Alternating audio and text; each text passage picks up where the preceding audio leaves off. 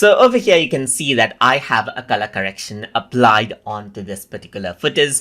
And now what I'm going to do is I'm going to right click on this particular footage and click on grab still. So once I do that, a still image is here on the gallery view, as you can see right here.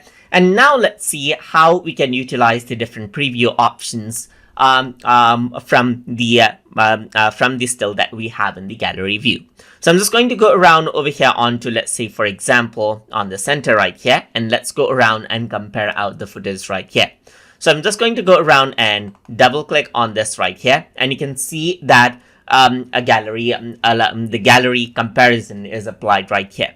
So what you see right here, the comparison is interactive. So you can see how the color looks on the still right here and how the color actually looks right here, just like this. So you can go around and hover around to see an example of how it would look if it is applied as well. But you can go around over here, it's not applied. You can click and drag it and see in real time, as you can see right here, from the difference of two footages. You can also go around over here on the top. There are different gallery view options, as you can see. So on the top, you can click on vertical, and there's a vertical level difference, as you can see right here, that you can click and drag as well.